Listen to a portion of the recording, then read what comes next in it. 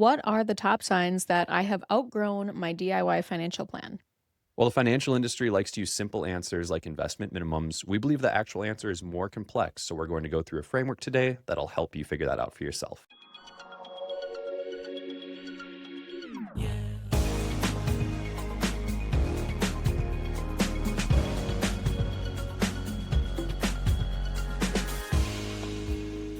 So DIY doesn't just apply to financial planning, right? It's something that adults that are adulting in the world have to think about a lot, trading off DIY versus an expert. Right. Do I try to jerry rig this myself and possibly make some mistakes along the way, or do I pay someone and save myself the time? Yeah, and it's something you have to think about hard because as someone who's not that handy, let's say like 2 weeks ago, I just about got broken putting up a baby gate because I accidentally disassembled the packaging too soon and it had like these spacers that were involved, and I was like, I don't know if I can actually do this, but I did it. I didn't have to hire somebody for that.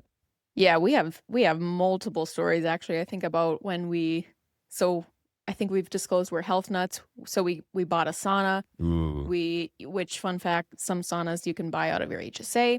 So anyhow, we bought the sauna from Costco, I believe is the route we went. And anyhow, we put it in the back of our house and Ben did a great job putting it together. yep, Lots of just a big boards. old big old pallet. Yes. Then it's all assembled. It's in the back of our house. Unfortunately, the electrical does not support that much power in the back of the house. So Yeah, our this system isn't DIY. rigged for the sauna in the Yeah. back. Yeah, I thought I could just take an extension cord and just plug in the sauna. Turns out it needed, I think, 3 slots on the breaker. It was a build an electricity line to your breaker, not a plug it into the wall, which feels obvious in retrospect. Yeah. Well, anyhow, the front of our house had the right, amount of power or whatever. So so guess who we had to dig a deep, long trench, and our backyard is on a downhill. So this was It was an extraordinary effort. wow. Yeah. And now we've got a friend who, works for a company that sells trenching equipment amongst other things or rents it. So if we ever had to do it again, it would go a lot better. But yeah, we were like, ancients using hand picks and shovels to to make that. So that would have been a great opportunity to not DIY it. Although fortunately we did have an electrician actually lay the wire. So you can sauna with us and it's not going to catch on fire. We made it through with some good friends, but if we were to do that over again, we would have hired it out. Yeah. So, okay, I think everyone kind of knows the feeling, what we're talking about. This applies to financial planning too, or just even just broader management of your finances. The people we work with are they're not dummies. They're very smart, high functioning people, but just because they can, do their own taxes or they can, organize their finances on a spreadsheet, doesn't necessarily mean that they should do it or that they're doing it the best, the most efficiently, not risking any mistakes. So, a core concept that we're going to talk about today is we'll call it the shadow tax of inaction.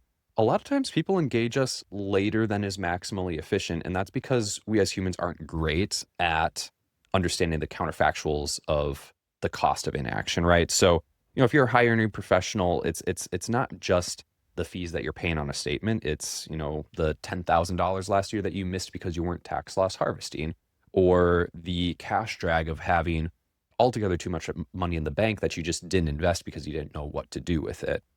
Right. There's a cost to inaction. There's a cost to doing nothing.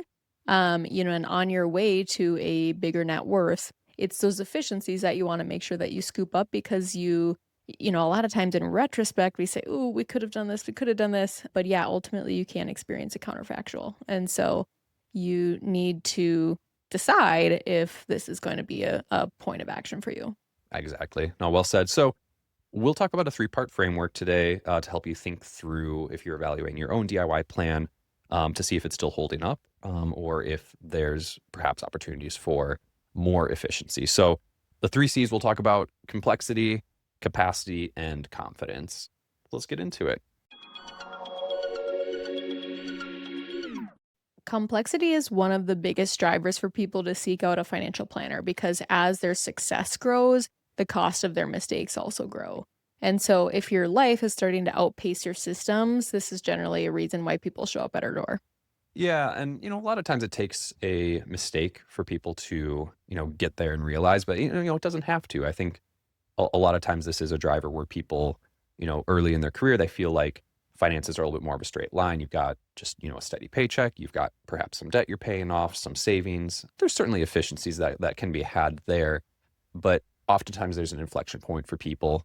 Their compensation gets more complex. They have more complex tax returns. Maybe they're acquiring a rental property, right? And this complexity starts to create question marks, and they, yeah, either have a mistake that gets identified, or they just realize that it's becoming kind of exhausting to try to stay on top of all of it. Yes, once people start getting, they get a 401k and then they get RSUs and they have equity compensation and they have, just more wealth that's growing or, bigger bonuses, employer stock plans, all these different levers that they can pull. They have systems and they might have, one strategy they've been trying, but they kind of have it in the back of their mind that they know that these systems aren't talking to each other. These strategies don't overlay all of the systems, all of the pieces on the chessboard. So that's when people start to think, you know, I think that I could be more efficient. Yeah, and I mean, there's different kinds of people. Sometimes you've got someone who gets to a point of complexity and they don't really have any systems. It's all in their head, and they just say, "Please, please, please help." But we've also looked at some really like well established and run spreadsheets, right? Or things that people are organizing. But what starts to happen is, yeah, maybe there's that mistake, or maybe you just realize that the mental tax and the time of hoping that you're not making mistakes is starting to become quite costly. We've had some very organized clients come to us that just are not up for the complexity that their life has evolved to. Absolutely.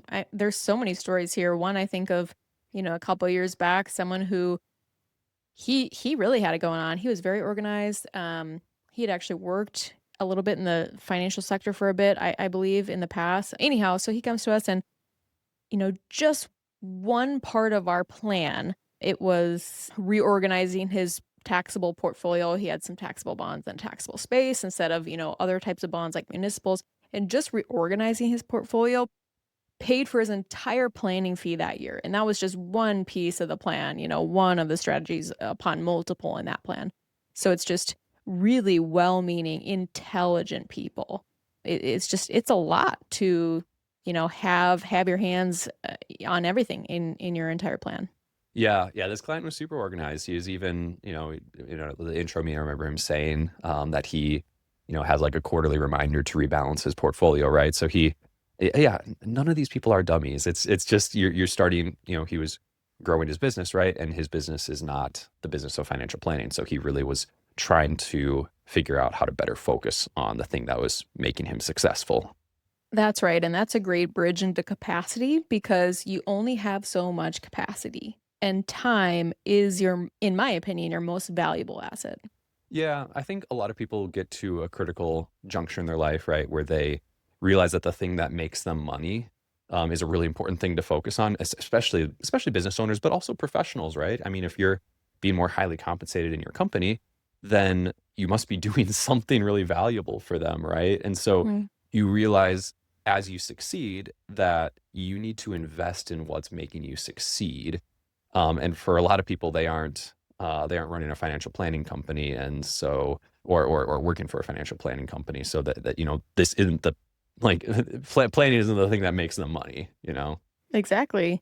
Right, and especially if you have a family, Mm. just being a new mom myself, I can't imagine trying to go to work, pick her from daycare, spend quality time with our daughter, plan for our future, and just enjoy life, and then be an expert financial planner, knowing what it takes because that's the work that I do. Yeah, totally. That's the other side of the coin. I went right to the professional side, right? But then there's the personal side, right? It's like you might be doing everything you need to be a successful professional or business owner, but then as just a human, you just desire to be a good spouse, a good parent, a good friend, right? And spending your Saturday morning researching how HSAs changed with the One Big Beautiful Bill Act in 2025 might not be the best use of your time.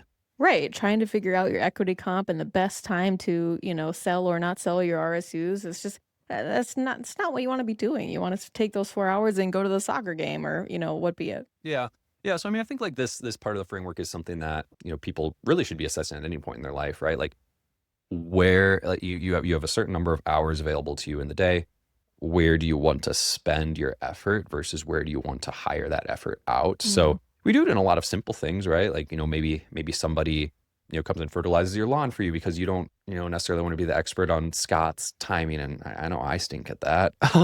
But then there's more complex things, right? Like with financial planning. And actually an example or an analogy I was kicking around a couple weeks ago that I want to try here is like I would think of any complex service, ours being one of them, as like playing a chess game, right? And a lot of the people that we work with that start to hit this capacity or complexity barrier, um, we've all kind of got the same game, if you will. Like we're in the same, financial regulatory system. We've got the same laws governing us. Our chess pieces might be all in different places, right? Everybody's plan is unique, but we're all playing chess. And you know, as a driven professional, you've got Google, you've got friends that might know a thing or two.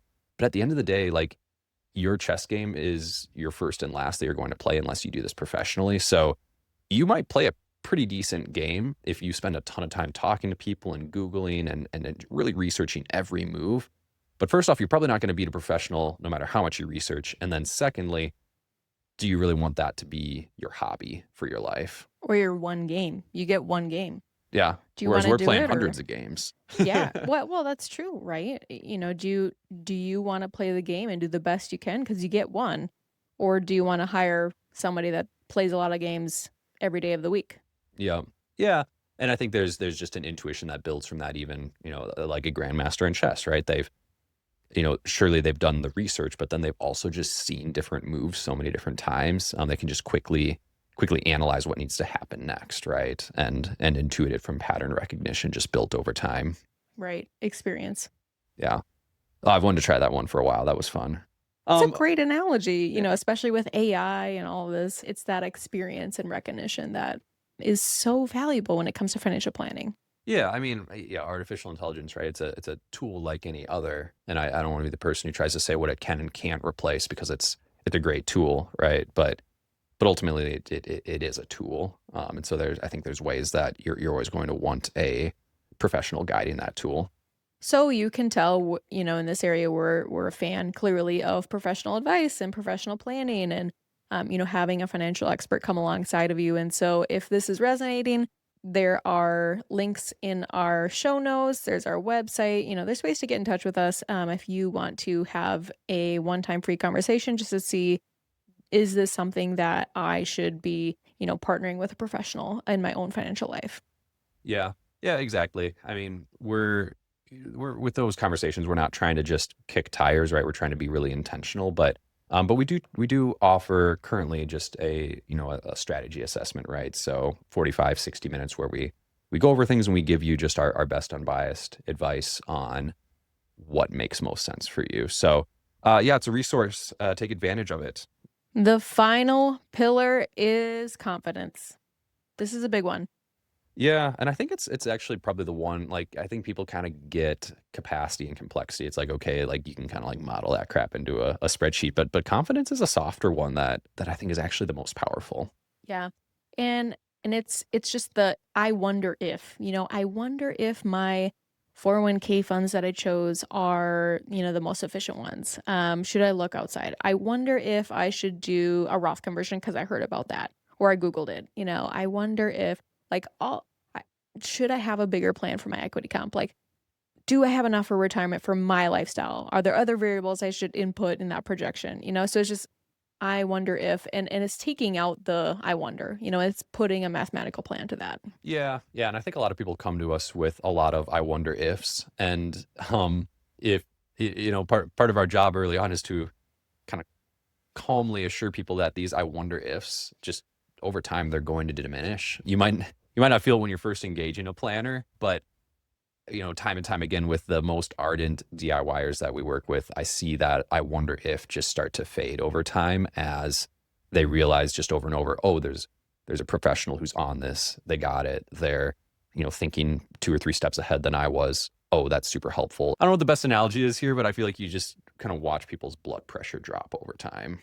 Yeah, absolutely. And trust is something that's so important and you can only build it over time. Totally. But, I even think of one client that, he's older than us and he's wonderful. And I've had the privilege of getting to know his family.